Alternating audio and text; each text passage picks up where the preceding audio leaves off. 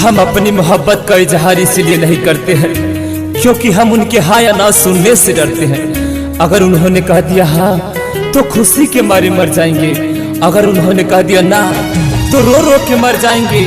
बात ये नहीं कि हम मरने से डरते हैं, बात ये नहीं कि हम मरने से डरते हैं। अरे मेरे मरने पे कहीं गिर न जाए उनके दो आंसू, हम उन्हीं दो आंसू की कदर करते हैं, कदर करते हैं, कदर करते हैं। कि दर्द है दीवाना बन के बेगाना, दर दर हम भटकीले। कि दर्द है दीवाना बन के बेगाना, दर दर हम भटकीले। जहिया से चाल गईली छोड़ी के हम के, जहिया से चाल गईली छोड़ी के हम के, जहर जुदाई के पीले पीले। कि दर्द है दीवाना बन के बेगाना, दर दर हम भटकीले। दर दर हम भटकीले।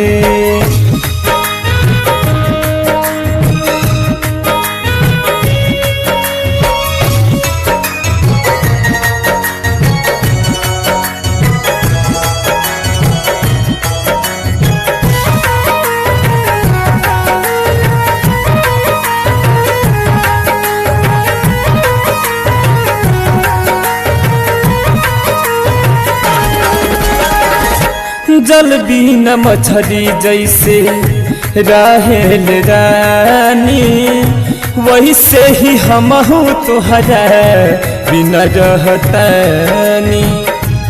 तहरा बिना हम मर जाई। जल बिना मछली जैसे रहेल रानी, वैसे ही हमहू तोहरा बिना रहतानी।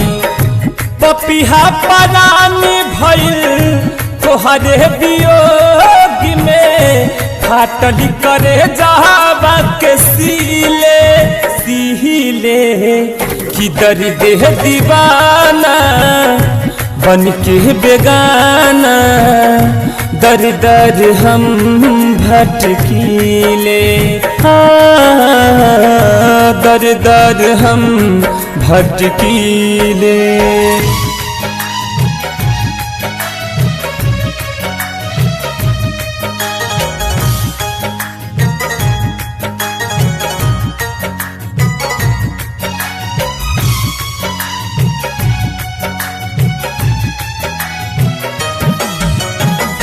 होना चाहने कहीं सनबा हमारो नसीब हो, तोहरा से न मिल पाए आके करीब हो।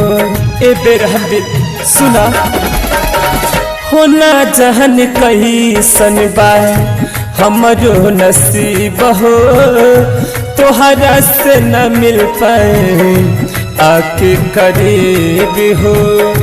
कैसन विधाता हमार जिंदगी बनवाले, न जी सकी न मरीले मरीले। कि दर्द है दीवाना बन के बेगाना, दर दर हम भटकीले। दर दर हम भटकीले।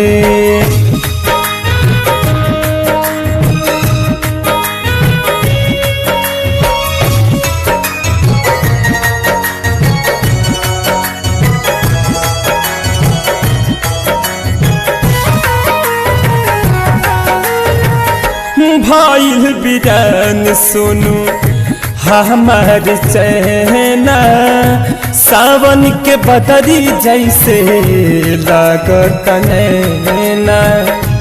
जान तू हमार जान ले ला।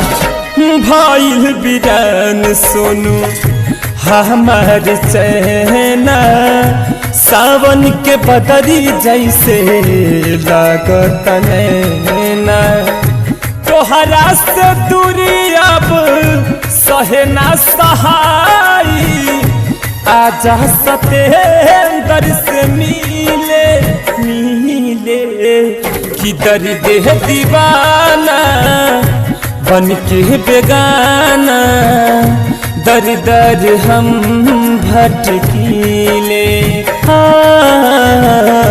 दर दर हम भटकीले।